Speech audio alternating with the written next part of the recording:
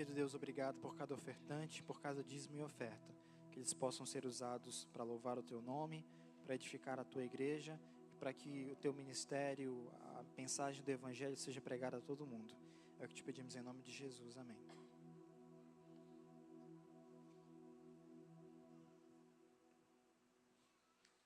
Jesus é a razão do nosso cantar, a razão do nosso levantar, a razão da nossa vida. Quero te convidar agora a cantar essa música com todo o seu coração, se possível se expressando, ficando de pé, colocando a sua mão no coração, fazendo aquilo que te leva a sentir o amor de Deus na sua vida. Expresse aquilo que essa música fala nesse momento.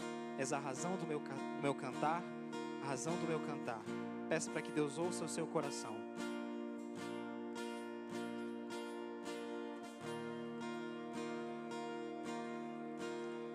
Humilde me achego a ti, venha habitar aqui pra te adorar com todo o meu ser, só a ti. Tira o que é mal em mim, ser puro eu quero, enfim. Quero voltar ao meu primeiro amor, só a ti. És a razão do meu cantar, razão do meu cantar. Ouça o meu coração, como eu te amo. Vou pra sempre louvar e sempre cantar com meu coração. Cristo, eu te amo. Venho com meu pecar, teu perdão suplicar, pra te adorar com todo o meu ser, só a ti, só a ti. Dá-me um coração conforme o teu querer. Quero voltar ao meu primeiro amor, só a ti, só a ti. És a razão do meu cantar, razão do meu cantar. Ouça o meu coração, como eu te amo. Vou pra sempre louvar e sempre cantar com meu coração. Cristo, eu te amo. Declare para Ele: eu te amo. Eu te amo, como eu te amo. Sim, eu te amo, meu Senhor. Eu te amo, como eu te amo. Sim, eu te amo, meu Senhor. Porque Tu és a razão. És a razão do meu cantar, razão do meu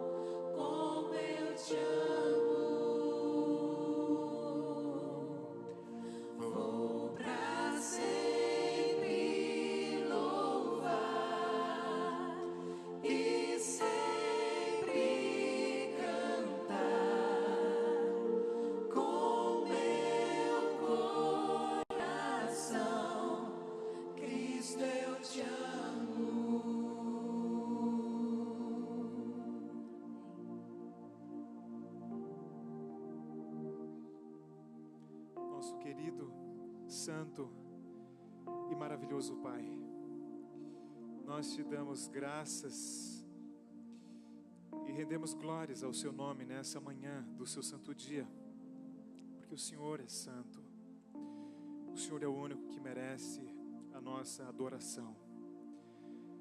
Pai, obrigado pela chuva que cai, rega a terra, através dela o Senhor mostra o seu cuidado para conosco. Obrigado pela saúde, pela família, pelo privilégio de estarmos juntos aqui nessa manhã.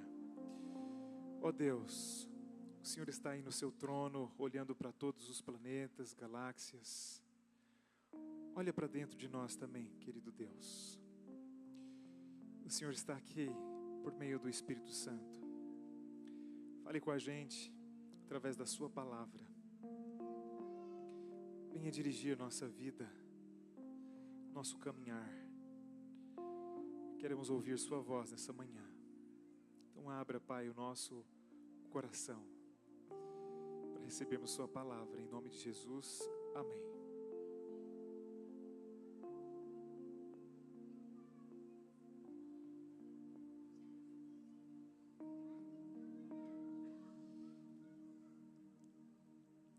Obrigado, Abadias. Um bom sábado para todos. Obrigado, Lindenberg. Hoje é um sábado diferente para nós aqui, né? Estamos num feriado, muitas famílias viajando, os nossos jovens, várias famílias também, no nosso retiro espiritual que está acontecendo nesse final de semana. O pastor Hudson está lá, num sítio ali pertinho de Presidente Figueiredo. Amanhã eu estarei indo para lá também com a minha família. E eu até peço a vocês que não esqueçam de orar pelo nosso retiro espiritual, para que tudo ocorra bem ali, e de tal forma que as pessoas que para lá foram tenham uma experiência muito especial com Deus. E gostoso, né? Sábado chuvoso, clima diferente aqui em Manaus. Nos últimos dias tem estado muito quente, muito calor. Então, hoje está sendo um dia muito especial, muito gostoso para nós. Vir ao culto e sentar com toda a nossa família é um privilégio, né? É um privilégio especial nesses últimos dias. Aliás, nos últimos meses ou anos aqui para a nossa comunidade. Que gostoso estarmos aqui. Você escolheu um bom lugar para estar nesse sábado de manhã. O melhor lugar é aos pés do Salvador, o melhor lugar é aquele momento, é a situação onde você se coloca para adorar o Senhor Deus. O melhor momento da nossa casa deve ser o momento da adoração a Deus. Deve ser mais especial do que os momentos de refeição ou de brincadeira, do que os momentos de trabalho durante o dia. O momento de adorar o Senhor Deus. Vamos cultivar isso com a nossa família. Todos nós podemos crescer. Vamos fazer da adoração a Deus o melhor momento. Na semana, na nossa celebração, todos juntos e diariamente com a nossa família. E pessoalmente, o seu momento com Deus. Seu melhor momento no dia, o seu momento com o Senhor Deus. Você que nos assiste de algum lugar, também seja bem-vindo. Essa é uma comunidade adventista do sétimo dia. Nós chamamos de Espaço Alfa. Fica aqui na região do Alphaville, aqui em Manaus, no bairro da Ponta Negra.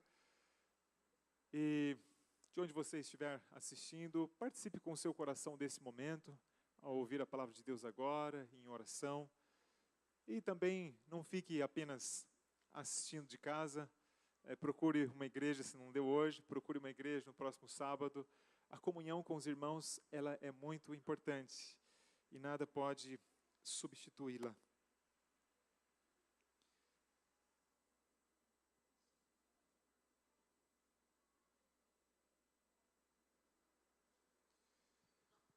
O carnaval tem sido atribuído a evolução e a sobrevivência do culto de Ísis, dos festejos em honra de Dionísio na Grécia, e até mesmo as festas dos inocentes e dos doidos na Idade Média, dando origem aos carnavais dos tempos modernos. Segundo relata o estudioso e pesquisador Gran Araújo em seu livro Carnaval, a origem das festas carnavalescas não tem como ser precisamente estabelecidas. Talvez possam estar ligadas aos cultos agrários, às festas egípcias, e mais tarde ao culto a Dionísio, o ritual que acontecia na Grécia entre os anos 605 e 527 antes de Cristo. Para a maior parte dos pesquisadores, é provável que o carnaval tenha se originado no Império Romano, ainda antes do nascimento de Cristo.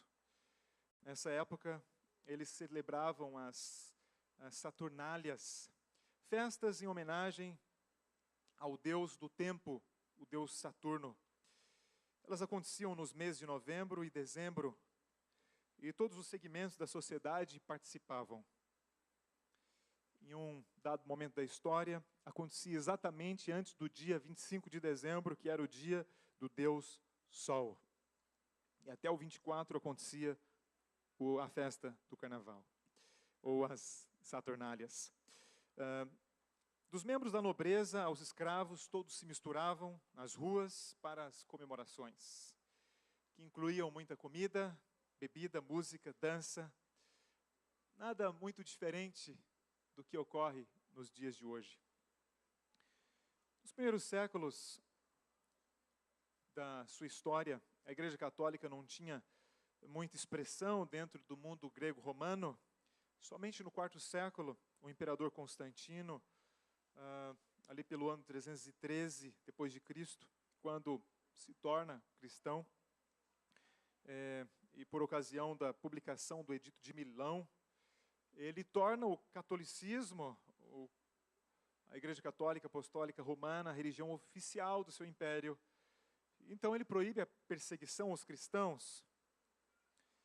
A partir do quarto século, a Igreja reestrutura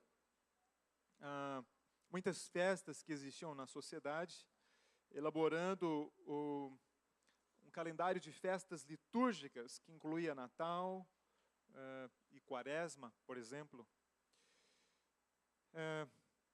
Com o Natal nós podemos entender que o cristianismo conseguiu mudar totalmente o seu sentido e significado. O cristianismo, ou a Igreja Católica, conseguiu conferir a 25 de dezembro realmente um novo sentido daquele que existia, pelo menos por alguns séculos. De qualquer forma, a contrafação do reino das trevas sempre vai procurar mudar o significado daquilo que se atribui ou se presta puramente a Deus.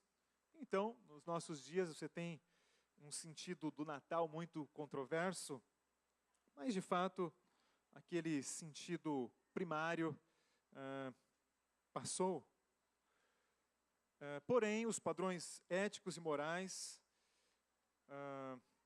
da Quaresma não permitia os bacanais ou as bacanais saturnálias. Então as pessoas passaram a aproveitar o último dia antes do início da Quaresma para fazerem tudo o que tinham direito. O carnaval, então, passou a ser realizado justamente nesse período, antes do início dos 40 dias, onde não se podia, por exemplo, comer carne, onde deveria-se resguardar as suas atitudes, o seu comportamento, mais direcionados a Deus, na espera, então, das festividades da Sexta-feira da Paixão e da Páscoa. Assim, essas festividades pagãs foram movidas para antes do início desse período. a mesma data, o mesmo período atual, e ganharam o nome de Carnem Levari, que em latim significa adeus à carne, ou seja, uma despedida aos chamados prazeres carnais, dos tais excessos que caracterizavam as Saturnálias, e eram, como ainda são, reprovadas, de forma geral, pelos cristãos comprometidos com a palavra de Deus. É importante ainda ressaltar que antes das Saturnálias romanas, no Egito, no período da estação do outono, realizava-se a festa do boi Apis, um animal sagrado. Escolhia-se o boi mais belo e todo branco, o qual era pintado com várias cores, hieróglifos e sinais cabalísticos. O boi era conduzido pelas ruas e levado até o rio Nilo, onde era afogado. Em procissão, sacerdotes, magistrados, homens, mulheres e crianças, fantasiados grotescamente, iam atrás daquele boi, dançando, cantando em promiscuidade até o seu afogamento. Interessante como as coisas se repetem na sociedade humana, né? A mitologia grega conta que o deus Júpiter se fez passar por um boi. E ele seduziu a princesa Europa e a conduziu para o mar, até uma praia deserta, onde então a possuiu. De fato, esses relatos estão entrelaçados. E de uma forma ou de outra, voltam à nossa sociedade com novas formas, mas com o mesmo objetivo: dar vazão, dar liberdade aos desejos mais baixos da nossa carne, à libertinagem, à lei do pecado que procura reger o nosso próprio corpo. Nas Saturnálias romanas, César as iniciava, e elas eram protegidas por Baco, o deus do vinho, daí o termo bacanal. Nos dias de folia, tudo se invertia, e ao participar dessa inversão, as pessoas representavam papéis, fingiam ser o que não eram, tanto que o rei da festa era o rei Momo. César saía do seu lugar e eles colocavam um escravo da classe mais baixa de Roma. E então o rei Momo, ele podia ordenar o que ele quisesse durante as festividades. E simplesmente era uma loucura. Durante seu reinado ali de poucos dias, era praticado sob seu comando todo tipo de orgia, bebedeira e lascívia. No final das festividades, ou seja, no final do quarto dia, o rei Momo era sacrificado de forma brutal no altar de Saturno. E assim eles terminavam a Saturnália daquele ano. E César então voltava ao seu posto. Momo era, na mitologia, o deus da irreverência, do desrespeito, da profanação, do sacrilégio, da ofensa, da desconsideração, do relaxo, da desveneração.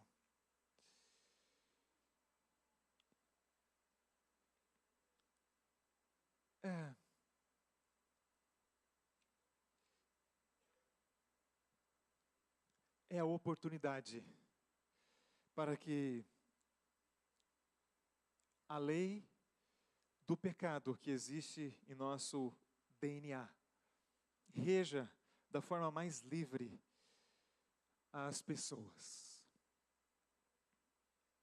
E assim, o carnaval tem se repetido ano após ano em diversas sociedades e atualmente, já desde o século passado,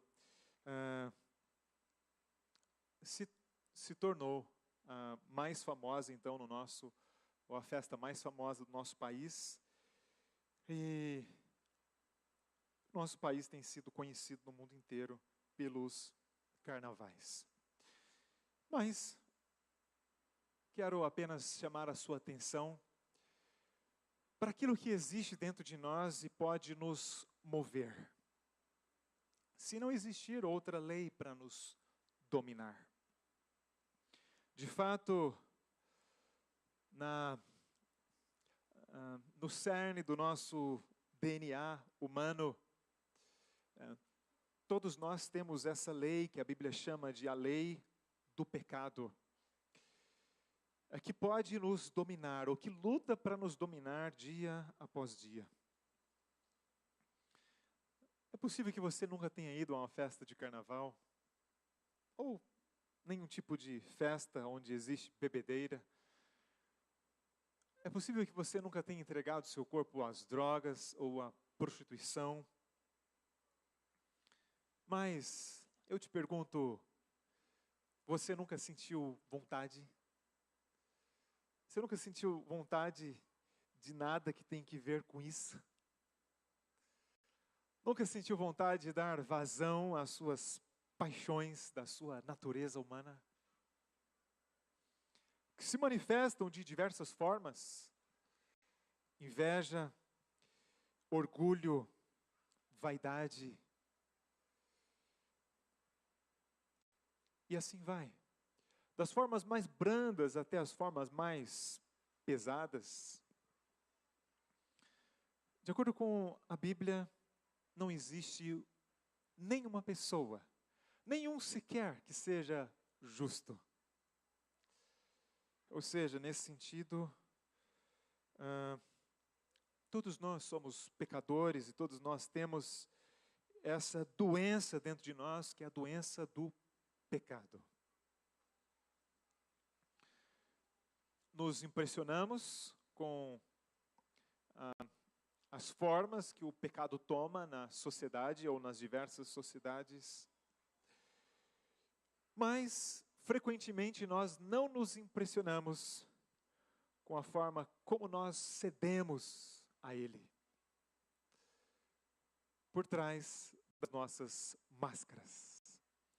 Aliás, esse era o grande motivo, a grande razão das pessoas usarem máscaras nestas festas ou nesse tipo de festa.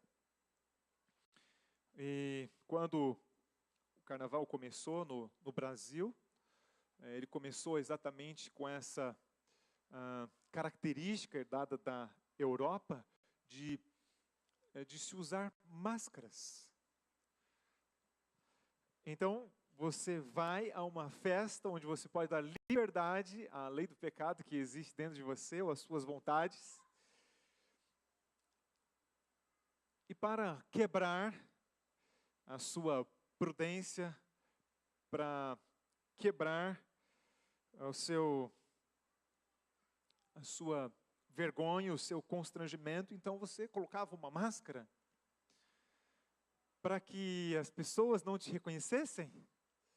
E você podia ser quem quer que fosse, uma pessoa honrada na sociedade,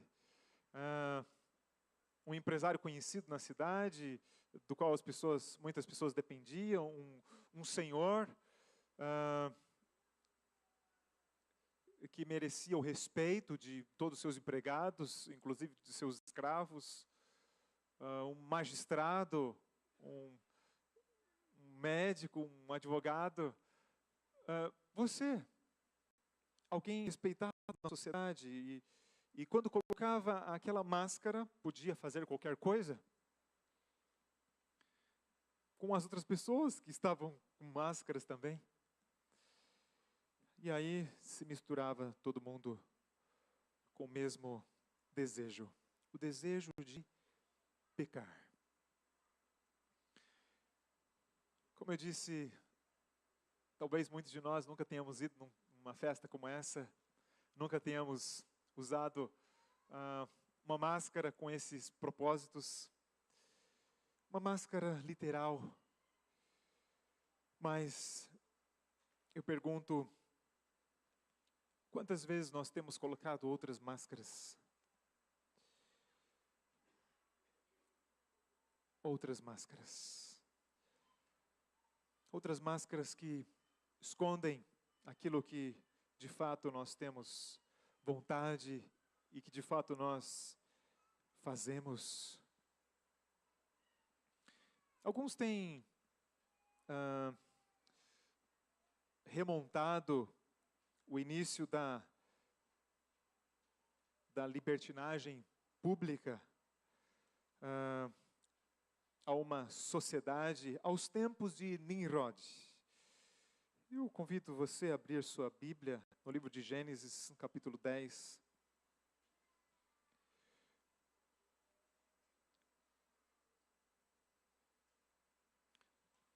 Gênesis capítulo 10.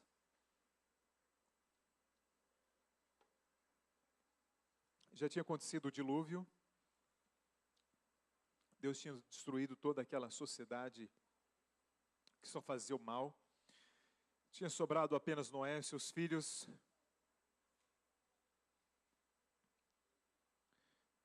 É interessante que Noé ele tem 3 filhos, Sem, Cam e Jafé. O seu filho Sem era mais voltado para Deus. E de Sem você tem toda a linhagem do povo de Deus, aqueles que são fiéis a Deus, ou que foram por muitos séculos. E de Cam e Jafé você tem outros povos. E quando você acompanha aqui a genealogia de um deles, você vai perceber, veja o verso 8. Cush gerou a Nimrod, o qual começou a ser poderoso na terra. Até essa época não se tinha formado Estado no planeta Terra, ou uma nação centrada no poder de uma pessoa, até esse momento aqui. Cush gerou a Nimrod, o qual começou a ser poderoso na terra. Ele foi valente caçador diante do Senhor. Daí, dir-se, como Nimrod, poderoso caçador diante do Senhor. O princípio do seu reino foi Babel. Ereque, Acade e Cauné, na terra de Sinar. Daquela terra saiu ele para a Síria e edificou Nínive, Reobote, Ir e Calá. E entre Nínive e Calá, a grande cidade de Recém. Você continua o texto bíblico, você chega ao capítulo 11.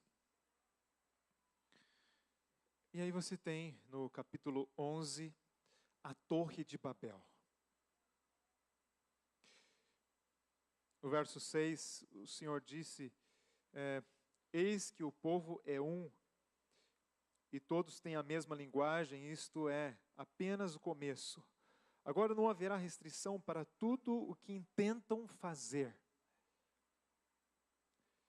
E aí Deus decidiu descer e confundir toda a linguagem ali para que eles se espalhassem. Não haverá restrição para tudo o que intentam fazer. O começo disso foi com Nimrod. Nimrod, ele fundou Babel. Foi o começo do seu reino. E ele deu as diretrizes daquilo que significaria Babel, daquilo que depois veio a se tornar a cidade de Nínive, por exemplo, os assírios e tudo mais. Por Nimrod você tem o começo de vários povos pagãos terríveis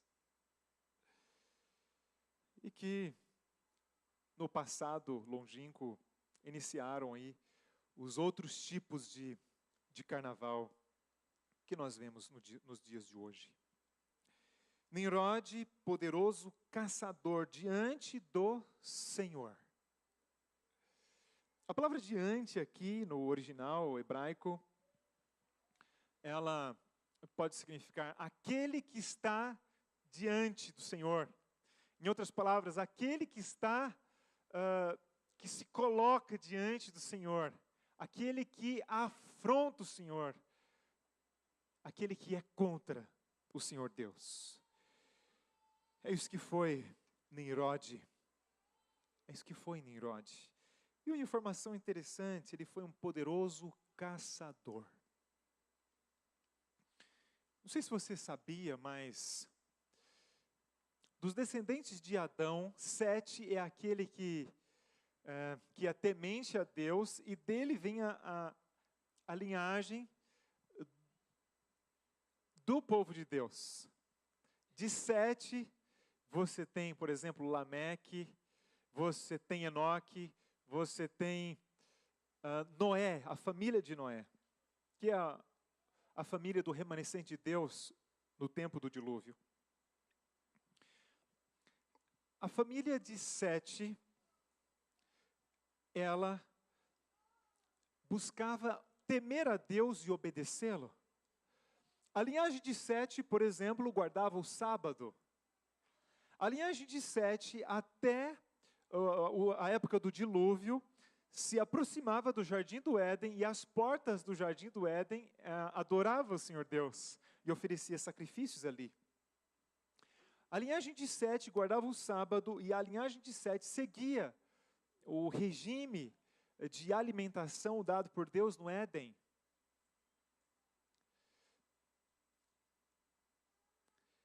A linhagem de Caim, de outros filhos de Adão, por outro lado, quando os animais começaram a se matar e a se comer, começaram a comer carne também.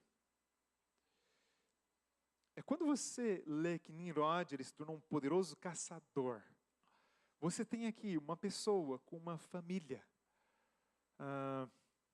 que dava muito valor à satisfação dos apetites da natureza humana, e que comia muita carne também. Interessante que nós temos por revelação divina aquilo que a gente come, aquilo que a gente bebe, e influencia muito no nosso comportamento, nas atitudes da nossa vida. Uma coisa está entrelaçada com outra. E você vê isso em Nimrod, um poderoso caçador, que se colocou contra o Senhor e fundou grandes cidades ímpias com o propósito de seguirem outro caminho que não aquele apontado pelo Senhor Deus. Eu gostaria de chamar a sua atenção para o fato de que todo ser humano, apesar dessa lei do pecado que busca nos dominar, em alguma medida também sente a necessidade de adorar, de ter um Deus. E quando nós falamos de uma sociedade onde o Deus Criador é o Deus principal, você tem na matriz religiosa desse povo um certo temor por esse Deus que se perpassa pelos corações. Então vai existir senso de culpa no coração das pessoas. E elas sentem vontade de se redimir, e elas vão fazer coisas para buscar isso em algum momento. Como, por exemplo, a prática da santificação no período da Quaresma, tendo em vista a sexta-feira da paixão que virá, e tendo em vista o dia da Páscoa que vai comemorar, que vai simbolizar a minha libertação. Mas ao mesmo tempo que você tem essa vontade de se purificar, você tem a outra vontade. E aí, na sua sabedoria humana, o ser humano, o que ele faz? Ele diz assim: eu vou aproveitar até o último minuto, até o último instante. E aí, dá vazão a intensificar as práticas pecaminosas aqui, até antes desse momento, onde ele entende que pode então buscar a purificação. E assim, o ciclo se repete ano após ano. Eu pergunto, como é que está a sua experiência? Como está a sua experiência com Deus? Como é a sua experiência durante a semana? Até o sábado. Será que o sábado é um dia de purificação para você? E que durante a semana você dá vazão a toda a vontade da carne? Quais são os seus carnavais secretos? Essa pergunta, ela é para mim também e para todos nós. Sabem, queridos amigos, nós estamos numa jornada, o nosso norte, o nosso porto seguro, o nosso ponto de chegada é a Nova Jerusalém, é o céu. E o povo de Israel no passado, eles também estavam numa jornada. A Bíblia conta essa história. Eu queria te convidar a abrir a sua Bíblia agora no livro de Números. O livro de Números conta o final da jornada do povo de Israel até ali o Rio Jordão. Até pouco antes de entrarem na terra prometida. O livro de Números conta essa história. No livro de Deuteronômio você tem a repetição de muitas leis. E conta também o finalzinho ali de Moisés, da vida de Moisés. Do lado de cá, do Rio Jordão, a sua morte ali aconteceu numa montanha, exatamente antes do Rio Jordão. E depois do Rio Jordão, eles já estariam na nova terra. Mas Deus conduziu o seu povo por 40 anos até próximo do Rio Jordão, e eles ficaram num acampamento ali, ficaram um bom tempo ali. Enquanto eles estavam ali, Satanás deu a sua última cartada. E ele fez isso buscando enganar o povo, usando um homem que recebia revelações de Deus. E o nome dele? Balaão. Você tem essa história aí, do capítulo 22 em diante. Capítulo 22, 23, 24, 25. O que acontece aqui? Balaque era um rei ali daquela região. Os filhos de Israel estavam acampados nas campinas de Moabe. E Balaque, ele viu tudo que o povo de Israel tinha feito a outros povos, e ele ficou com muito medo. Ele andava angustiado por causa dos filhos de Israel. Então, você tem isso no verso 4 do capítulo 22 de Números. Moabe disse aos anciãos dos midianitas, aos seus conselheiros, agora lamberá esta multidão tudo quanto houver ao redor de nós, como o boi lambe a erva do campo. Então, no verso 5, ele enviou mensageiros a Balaão, filho de Beor, que está junto ao rio Eufrates, na terra dos filhos do seu povo, a chamá-lo, dizendo: eis que um povo saiu do Egito, cobre a face da terra, está morando defronte de mim. Verso 6, vem, pois, agora, rogo-te, amaldiçoa-me este povo, porque é mais numeroso do que eu. Balaque, que era o rei, pede a Balaão, que era um homem, um profeta, não era do povo de Israel, mas ele era um profeta, recebia revelações de Deus, e ele era tido como um homem místico, assim, um homem que tinha poder celestial, poder divino. E Balaque, então, manda mensageiros, diz assim: olha, Balaão, por favor, venha aqui, eu preciso dos seus trabalhos. Faça algum trabalho, algum ritual aqui para você amaldiçoar esse povo de Israel, porque senão eles vão nos destruir. E, por favor, venha logo, eu vou te pagar por isso. Balaão, embora fosse um homem usado por Deus, algumas vezes tivesse recebido revelações de Deus, ele tinha um coração, como todos nós, ele tinha no coração o DNA do pecado. E quando ele ouviu do dinheiro, da oportunidade, ele cedeu a essa tentação. Ele falou, ok, tudo bem. Ele resistiu e tal, mas ele acabou indo. E o fato é, quando ele chegou lá, ele estava em cima de uma montanha, ele levantou as suas mãos, ele foi amaldiçoar o povo de Israel, ele não conseguia, ele começou a falar coisas boas. E ele começou a falar que esse povo seja bem-sucedido, que todos os outros povos sejam destruídos diante dele. E aí Balaque falou assim, mas Balaão, o que é isso? Você está abençoando e não está maldizendo? Eu estou te pagando para quê? E aí Balaão falou assim, é impossível, eu não consigo. Eu não consigo amaldiçoar, eu só consigo abençoar esse povo. Mas aí, depois de conversa vai, conversa vem, Balaão, ele deu uma ideia. Depois de abençoar o povo por 3 vezes, Balaão, ele deu uma ideia para Balaque, ele falou assim, Balaque, tem um jeito de você conseguir vencer esse povo. A força deles está na ligação com Deus. Se você consegue cortar a ligação deles com Deus, você vence eles. Porque a força deles está no braço do Senhor. E o jeito de você cortar a ligação deles com o Deus deles é você fazendo com que eles pequem. Porque o pecado causa separação entre o homem e Deus. E aí Balaque, então, tomou o conselho de Balaão. E com Balaão e outros conselheiros ali, eles tiveram uma ideia. E eles fizeram uma festa. Como as festas pagãs daquela época.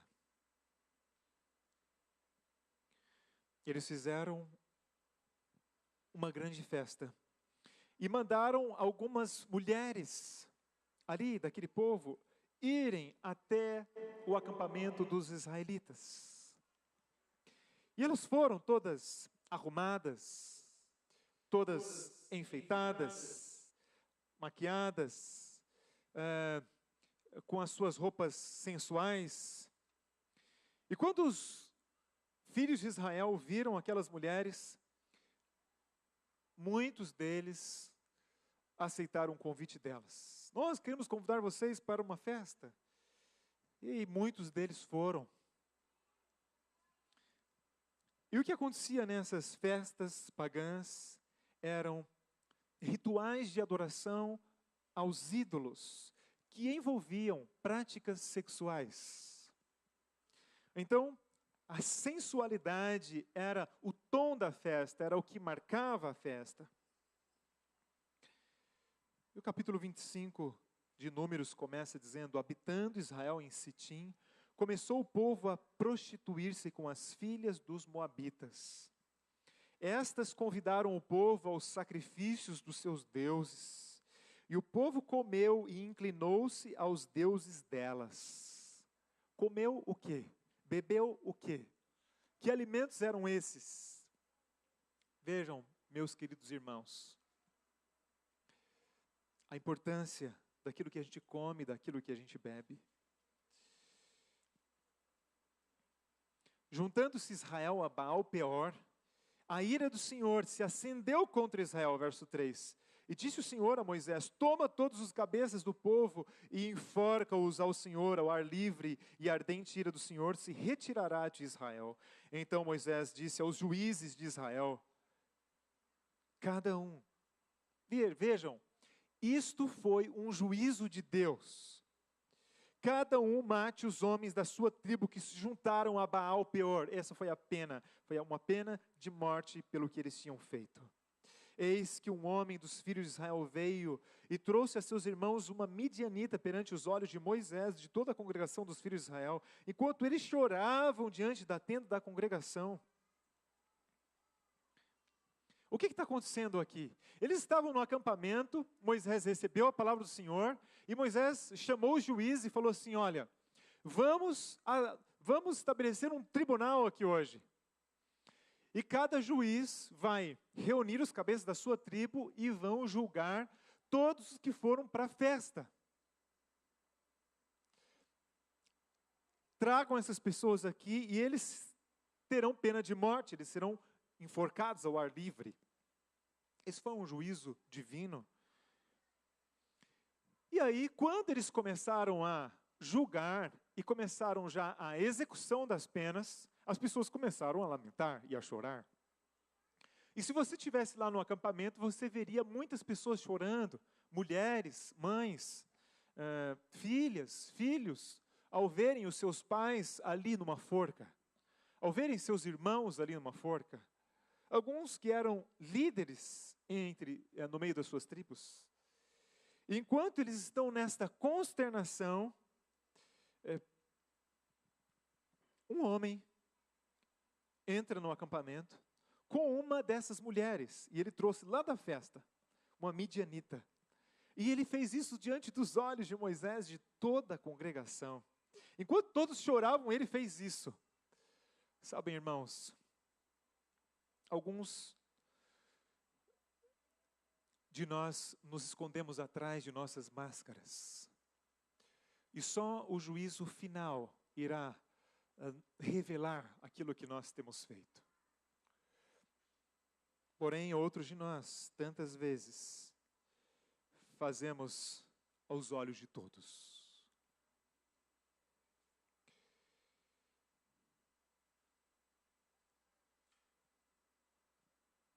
E o que aquele rapaz fez despertou a ira. Verso 7. Vendo isso, Finéias, filho de Eleazar, o filho de Arão, o sacerdote, ele levantou-se do meio da congregação e, pegando uma lança, foi após o homem israelita até o interior da tenda dele, da barraca dele, e os atravessou, o homem israelita e a mulher, ambos pelo ventre.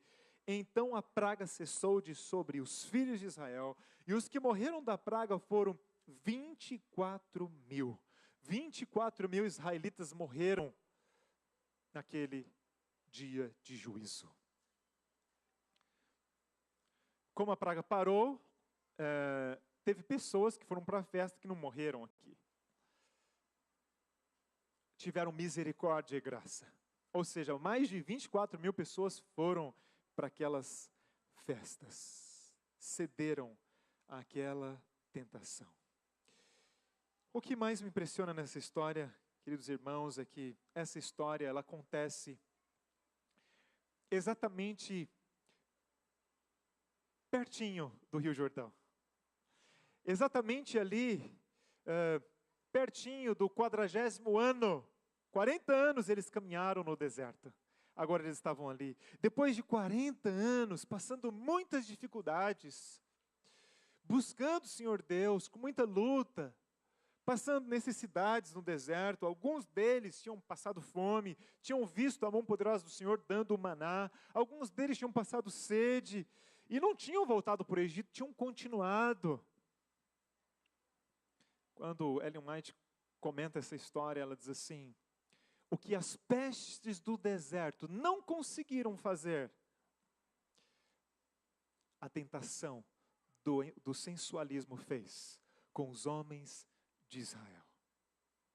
Exatamente ali, às portas da chegada. Talvez muitos deles pensaram como os cristãos começaram a raciocinar sobre a quaresma ou a quaresma e o carnaval. Bem, está chegando o dia da purificação, então deixe-me aproveitar bem aqui antes. Está chegando o dia que a gente vai entrar na terra prometida. Deixe-me aproveitar bem aqui antes de eu atravessar o Rio Jordão. Deixe-me aproveitar. E aí Ellen White diz assim: cuidado com os pecados acariciados. Por causa deles, muitos perderão a eternidade. Não somos julgados por pecados isolados na nossa vida, somos julgados pela tendência dela. Agora, quando nós cultivamos pecados em nossa vida, pode ser que a tendência dela seja exatamente outra direção que não o céu. Eu te pergunto, como você tem vivido a sua vida? Tudo bem, a maioria de nós não irá ao carnaval, não irá participar dessas práticas, mas eu te pergunto, quais são os seus pequenos carnavais? quando eles acontecem. Oremos e vigiemos, porque nós estamos próximos do Rio Jordão. Não gostaria você de, hoje,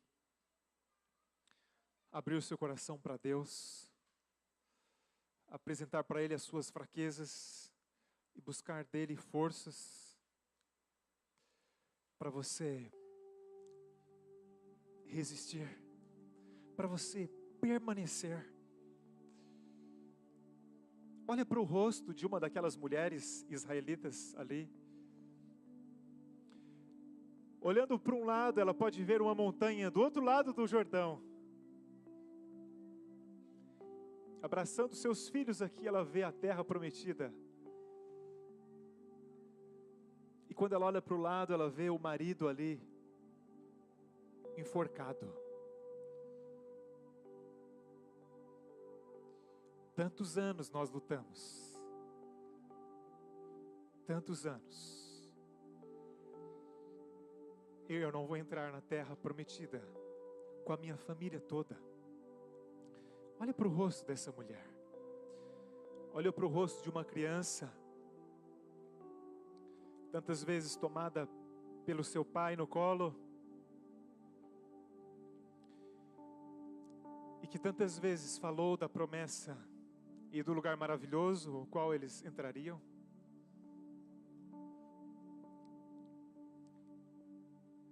Tantas vezes a tomando no colo, falou das frutas maravilhosas que tinha lá dentro da terra prometida.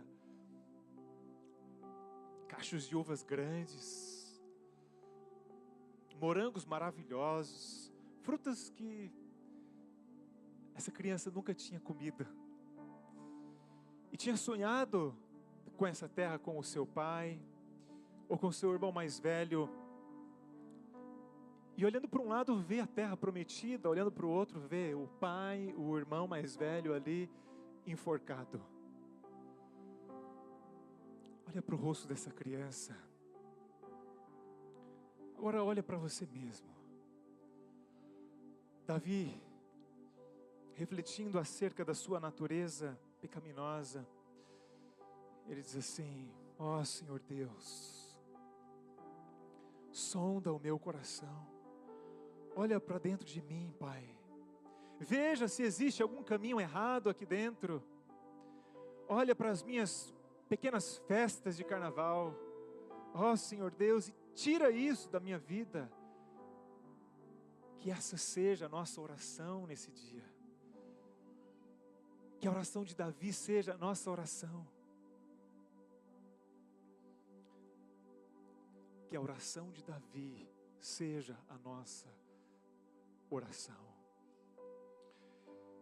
Vamos continuar caminhando a jornada aqui nesse mundo.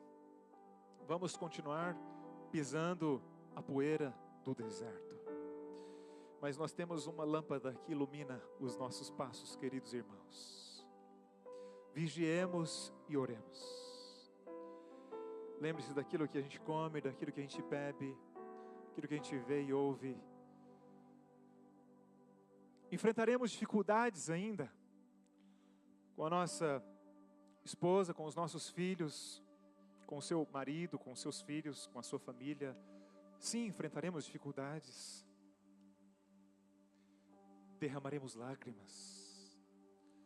Mas que a nossa alegria esteja no Senhor, não em nossas pequenas festas de carnaval. Que a nossa alegria esteja no Senhor, como esse hino diz, que a gente já cantou hoje, vamos cantar agora de novo.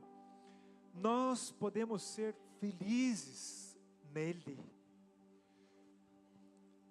Aquilo que está diante de nós é muito maior, é muito melhor. Diz Romanos capítulo 8, verso 18: porque para mim tenho por certo que os sofrimentos do tempo presente não podem ser comparados com a glória a ser revelada em nós. E a ardente expectativa da criação aguarda a revelação dos filhos de Deus. Há uma ardente expectativa no mundo. aguardando a revelação da glória de Deus em nós, no mundo. Em Apocalipse 18, verso 1, a glória de Deus será revelada ao mundo. A glória de Deus iluminará o mundo por meio dos seus filhos, que às vezes sofrem, que às vezes choram,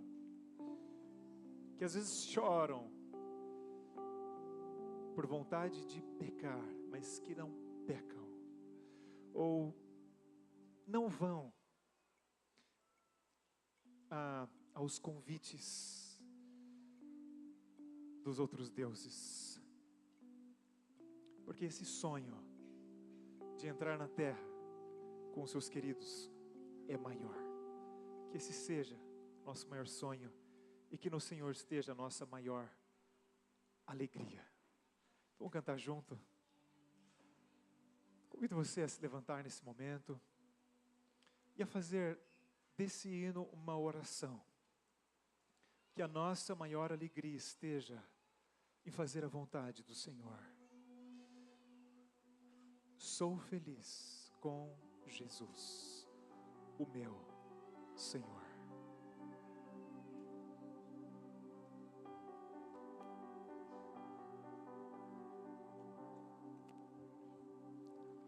Se paz a mais doce me deres gozar, se dor a mais forte sofrer,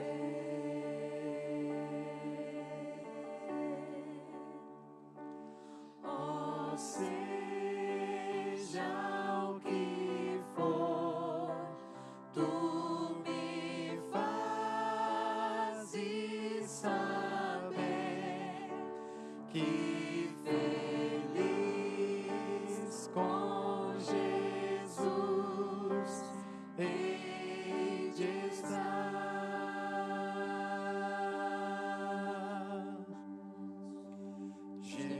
Jesus, meu Senhor, ao morrer sobre a cruz, livrou-me da culpa e do mal.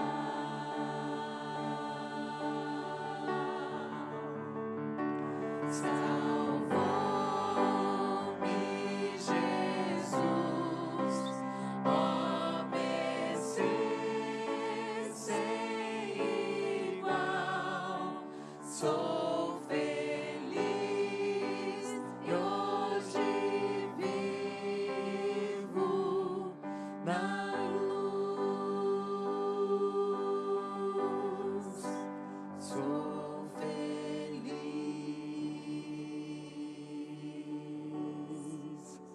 com Jesus.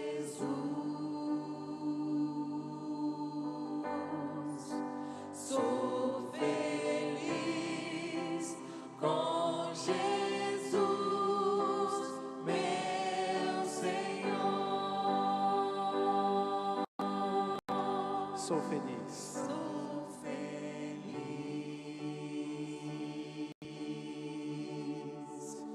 com Jesus.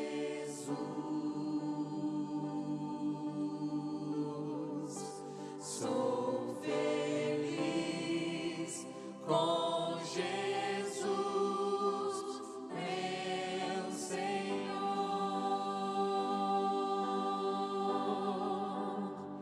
Firme está a minha fé pela cruz. Sou feliz, salvo estou neste amor. Sou feliz com Jesus. Sou feliz. Sou feliz. Sou feliz. Com Jesus.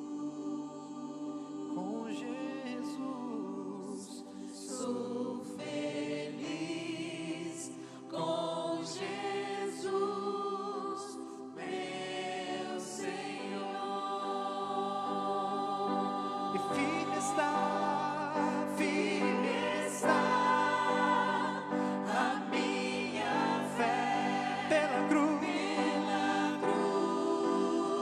sou feliz, salvo estou neste amor, sou feliz com Jesus. Firme está a minha fé. Pela cruz sou feliz, salvo estou neste amor, sou feliz com Jesus.